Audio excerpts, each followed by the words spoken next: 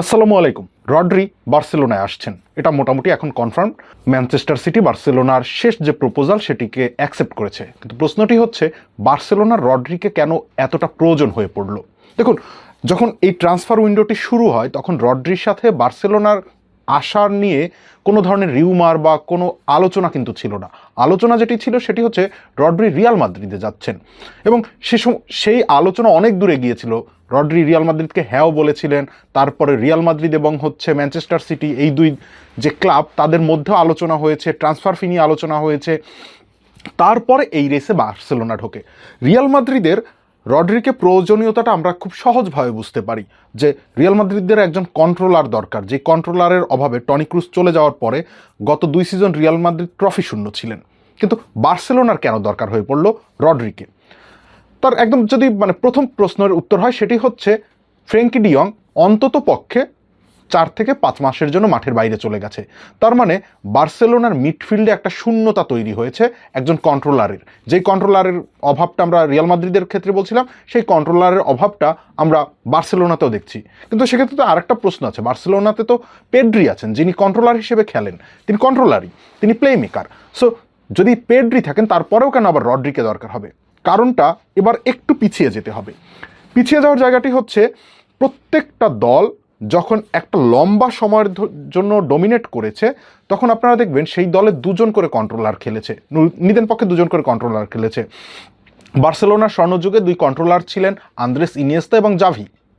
Real মাদ্রিদের যে স্বর্ণ সময়, সেই সময়ে তাদের কন্ট্রোলার ছিলেন টনি ক্রুস এবং লুকা মডরিচ। শুধুমাত্র টনি ক্রুস না, কিংবা শুধুমাত্র জাভি না, জাভির সাথে ইনিয়েস্তাকে দরকার ছিল, লুকা মডরিচের সাথে ক্রুসকে দরকার ছিল। এখন বার্সেলোনার ক্ষেত্রে এটি এসে দাঁড়িয়েছে শুধুমাত্র পেড্রিতে, আরেকজন কন্ট্রোলার দরকার। ফ্র্যাঙ্কি ডি ইয়ং আউট হয়ে গেছেন। 2 নম্বর যে জিনিসটি সেটি হচ্ছে বার্সেলোনা প্রায় 11 বছর ধরে চ্যাম্পিয়ন্স লিগ জিতছে না। এখন বার্সেলোনার একজন খেলোয়াড় বা এর থেকেও যদি বেশি সম্ভব হয় খেলোয়াড় দরকার যাদের চ্যাম্পিয়ন্স লিগ জেতার মেন্টালিটিটা রয়েছে, অভিজ্ঞতা রয়েছে, এবং সেই বিশ্বাসটা খেলোয়াড়দের, অন্য খেলোয়াড়দের মধ্যে তিনি ছড়িয়ে দিতে পারবেন। শুধুমাত্র তিনি নিজে বিশ্বাস করবেন এমন না যে আমি চ্যাম্পিয়ন্স লিগ জিততে পারি, আমি জিতে এসেছি। তিনি এটি তার যে অন্যান্য যারা সতীর্থ রয়েছে তাদের মধ্যেও ছড়িয়ে দিতে পারবেন, তারা বিশ্বাস করতে পারবে। এই ধরনের একজন খেলোয়াড় দরকার ছিল, অর্থাৎ একজন লিডার দরকার বার্সেলোনার মিডফিল্ড যথেষ্ট ইয়াং, এখানে একজন লিডার দরকার। এই সকল জিনিসগুলোকে আপনি যখন মেশাবেন তখন আপনি আবিষ্কার করবেন সব থেকে পারফেক্ট যে প্লেয়ারটি হতে পারে সেটি হচ্ছে রড্রি। এখন রড্রি বার্সেলোনা এসে কি করবেন, এই জায়গাটিকে আমরা ব্যাখ্যা করব। প্রথম যে জায়গাটি রড্রি করবেন সেটি হচ্ছে একটা ডিফেন্সিভ কাভার প্রোভাইড করবেন। আমরা তাত্ত্বিক যে কথাগুলো বলছি সেগুলো তাত্ত্বিক কথা, মেন্টালিটির কথা, মনস্তাত্ত্বিক যে জায়গাগুলোর কথা। বার্সেলোনা প্রতিবার চ্যাম্পিয়ন্স লিগ তো বার্সেলোনা জিতছে, কিন্তু চ্যাম্পিয়ন্স লিগের নকআউট পর্বে গিয়ে বার্সেলোনা বারবার খেই হারিয়ে ফেলে, বিশেষ করে অ্যাওয়ে ম্যাচগুলোতে। এই জায়গাতে বার্সেলোনা যে সমস্যাটিতে ভোগে সেটি হচ্ছে ডিফেন্সিভ কাভার। বার্সেলোনা খুব হাইলাইন ডিফেন্স সেট করে, খুব high pressing, high speedy football খেলতে পছন্দ করে। বার্সেলোনা ওয়ান টাচ ফুটবল খেলে, ছোট ছোট পাসে ফুটবল খেলে, কিন্তু বার্সেলোনা কন্ট্রোলিং ফুটবল খেলে না, পজিশন বেসড ফুটবল খেলে, খুব স্পিডি ফুটবল খেলে। এবং এই হাইলাইন ডিফেন্সে যখন স্পিডি ফুটবল খেলছেন, যতই আপনার কাছে পজিশন থাকুক না কেন, একবার আপনি পজিশন হারিয়ে ফেললে তখন আপনি বিপাকে। ওই যে হাইলাইন ডিফেন্ডার, তার পেছনে আপনি দেখবেন যে 30 মিটার 40 মিটার ফাঁকা গ্রাস। সো অপোনেন্টের জন্য ওই সুযোগটা রয়েছে যে একটা ভার্টিক্যাল থ্রু বল হতে পারে, একটা ভার্টিক্যাল লং বল হতে পারে, একটা লম্বা রান হতে পারে, এটি বার্সেলোনার যে ডিফেন্স রয়েছে সেটাকে ভেঙে ফেলতে পারে। এবং হুট করে মনে হতে পারে যে পুরো গেমটাকে কন্ট্রোল করতে করতে হুট করে বার্সেলোনা ট্রেইল করা শুরু করেছে, এবার বার্সেলোনা পেছন পেছন দৌড়াচ্ছে অপোনেন্টের। এই জায়গাটা আপনার চ্যাম্পিয়ন্স লিগের যখন বড় দলগুলোর বিপক্ষে বিশেষ করে খেলা পড়ে তখন এই জিনিসটি তৈরি হয়। ইন্টার মিলানের জিনিস দেখিয়েছে, পিএসজি দেখিয়েছে, বায়ার্ন মিউনিক দেখিয়েছে, লিভারপুল দেখিয়েছে। প্রত্যেকটা দল বার্সেলোনার এই যে দুর্বলতা সেটি দেখিয়েছে। এখন সেই জায়গায় বার্সেলোনার একজন ডিফেন্সিভ কাভার দরকার। যখন বাকি সবাই উপরে অ্যাটাকে উঠে যাবে তখনও তিনি পেছনে থাকবেন।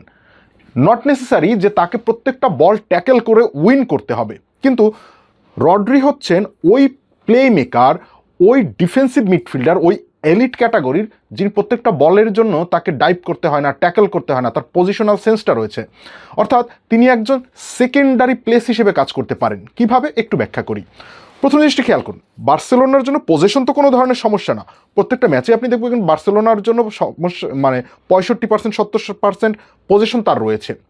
যেই মুহূর্তে বার্সেলোনা পজিশন হারিয়ে ফেলছে, হুট করে বার্সেলোনার প্লেয়ারদেরকে আউট অফ প্লেস মনে হয়, তখন তারা কাউন্টার প্রেস করা শুরু করেন যে অ্যাটাকিং থার্ডের যে প্লেয়াররা রয়েছেন তারা। সেটি যদি ফেল করে তখন বার্সা বিপাকে। এখন এই জায়গাতেই আপনার রড্রিকে দরকার ডিফেন্সিভ ব্যাকআপ হিসেবে। রড্রি জানেন যে এই জায়গা থেকে যদি একটা বল থ্রু বল আসে কিংবা একটা লং বল আসে, কোন লাইনে যাবে সেটি। রড্রিকে ওই বলটিকে থামাতে হবে না প্রতিবার গিয়ে, বলটিকে উইন করা প্রতিবার জরুরি না। জরুরি হচ্ছে কোন লাইনটায় বলটা যাবে সেই লাইনটাকে ব্লক করা। যখন তিনি সেই লাইনটাকে ব্লক করবেন, তার মানে হচ্ছে প্রতিপক্ষের জন্য এবার একটা এক্সট্রা সেকেন্ড বেশি নিতে হবে আরেকটা লাইনে বল পাস করার জন্য এবং সেখান থেকে অ্যাটাকটাকে বিল্ড করার জন্য। ফলে এটা কাউন্টার অ্যাটাক না হয়ে একটা নর্মাল পজিশন বেসড অ্যাটাক হয়ে দাঁড়াবে প্রতিপক্ষের জন্য। নর্মাল পজিশন বেসড অ্যাটাক যখন হয়ে দাঁড়ায়, তখন বার্সেলোনার যে দুই উইং ব্যাক রয়েছেন যারা খুব সামনে চলে যেতে পছন্দ করেন, তারা পেছানোর সুযোগ পাবেন। যে ডিফেন্ডাররা রয়েছেন, সেন্ট্রাল ডিফেন্ডাররা, তারা তাদের লাইন মেনটেন করার সুযোগ পাবেন। সো রড্রি প্রথম যে কাজটি করবেন সেটি হচ্ছে একটা ডিফেন্সিভ ব্যালেন্স প্রোভাইড করবেন। 2 নম্বর যে কাজটি করবেন রড্রি, সেটি হচ্ছে তিনি পেড্রিকে আরও বেশি ফ্রি করে দিবেন। আমরা বারবার বলে এসেছি যে পেড্রির playing style is more like Iniesta, কিন্তু পেড্রি কেন ইনিয়েস্তার মতো অতখানি অ্যাডভান্সড পজিশনে খেলতে পারছেন না, সামনে এতবার রান মেক করতে পারছেন না, ওই ডিসাইসিভ ডিসিশনগুলো নিতে পারছেন না? কারণ হচ্ছে পেছনে ওই ডিফেন্সিভ কাভার দেওয়ার জন্য আরেকটা প্লেয়ার নেই, যে কারণে পেড্রি এবং ডিয়ং, কিংবা যদি সেখানে ডিয়ংয়ের জায়গায় বার্নাল খেলেন, বার্নাল, ক্যাসাদো খেলতেন, ক্যাসাদো, এর সাথে মিলে তাকে ডিফেন্সিভ ওই দায়িত্বটা পালন করতে হতো। এবং পেড্রিকে আপনি যত বেশি ডিফেন্সিভ দায়িত্ব পালন করাবেন, তত বেশি তার অফেন্সিভ যে ক্রিয়েটিভিটিগুলো রয়েছে, যে থ্রেডগুলো তিনি ক্রিয়েট করতে পারেন, সেগুলোকে হারাবেন এবং দ্যাটস এ ওয়েস্ট। পেড্রিকে ওয়েস্ট করার কোনো কারণ নেই। সো পেছনে যদি আপনার ওই ব্যাকআপটা থাকে, একটা সিকিউরিটি থাকে, একটা ইন্স্যুরেন্স থাকে, তার মানে Pedri will be more free.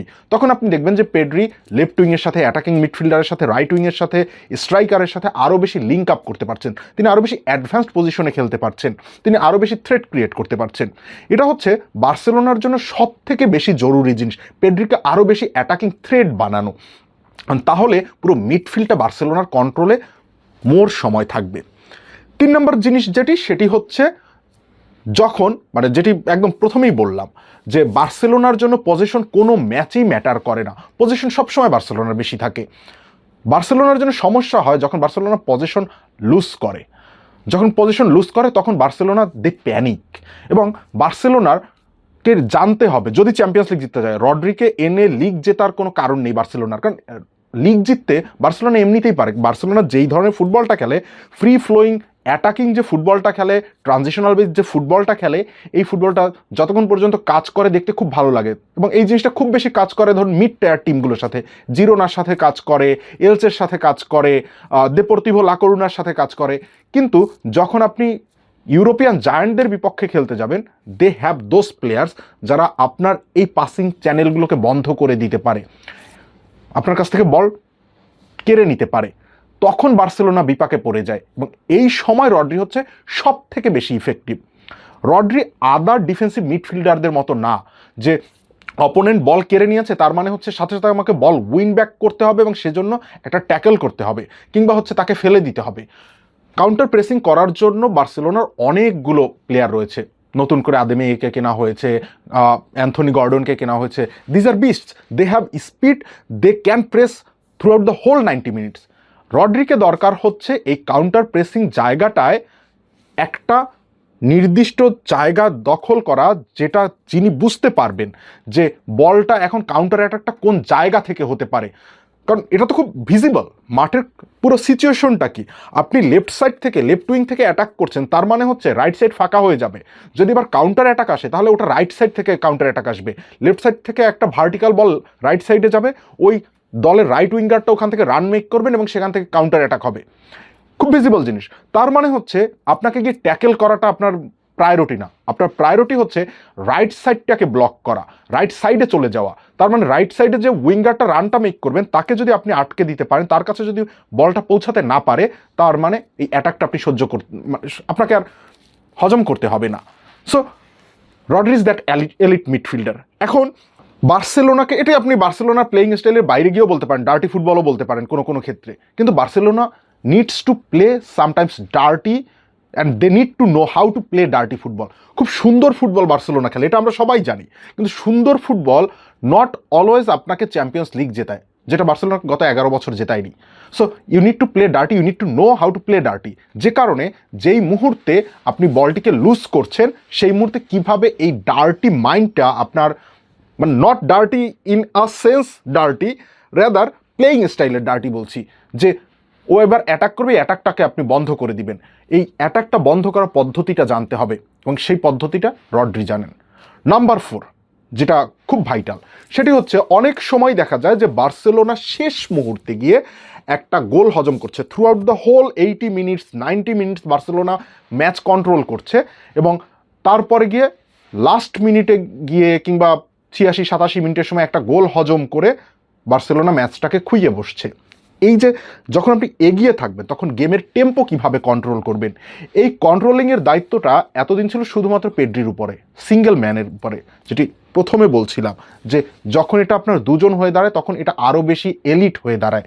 নাও আপনি এটির জন্য নির্ভর করতে পারেন রড্রির উপরে। Rodri will be the controller, Pedri will be the play maker. যখন দুটোর কম্বিনেশন তৈরি হবে, দেন আপনার সামনে অলমো রয়েছে, এই যে জোনটা আপনি তৈরি করতে পারবেন, that can make you invincible. যদি ইনভিনসিবল তৈরি নাও করে, অন্তত বার্সেলোনাকে চ্যাম্পিয়ন্স লিগ জেতাতে সাহায্য করতে পারে। কারণ বার্সেলোনার এই যে টিমটি রয়েছে, বর্তমান টিমটা যথেষ্ট তরুণ টিম, এর মধ্যে বেশ কিছু খেলোয়াড় অলরেডি ওয়ার্ল্ড কাপ জিতে এসেছে। সো তাদের অলরেডি একটা মোরাল বুস্ট রয়েছে, কিন্তু তারা জানে না চ্যাম্পিয়ন্স লিগ কীভাবে জিততে হয়, অ্যাওয়ে ম্যাচ কীভাবে খেলতে হয়। দে নিড সামওয়ান যিনি অ্যাওয়ে ম্যাচগুলোতে পারফর্ম করেছেন, অ্যাওয়ে ম্যাচগুলো জিতে এসেছেন, সেখান থেকে চ্যাম্পিয়ন্স লিগ জিতেছেন। সো চ্যাম্পিয়ন্স লিগ জেতা এবং ওয়ার্ল্ড কাপ জেতা, এই দুটো মানসিকতাকে যদি তারা কম্বাইন করতে পারেন, এবং তাদের মিডফিল্ডের এই যে বেসিক দুর্বলতাটা, যেটি আসলে বুস্কেটসের প্রাইম টাইম চলে যাওয়ার পর থেকেই বার্সেলোনা ফেস করে আসছে, সেটিকে যদি তারা কাটিয়ে উঠতে পারেন, তাহলে আবারও ইউরোপের সেরা টিম হওয়ার জন্য দাবিদার হতে পারে বার্সেলোনা। ঠিক সে কারণেই 30 বছর বয়সী রড্রিকে বার্সেলোনার দরকার। সকলকে ধন্যবাদ।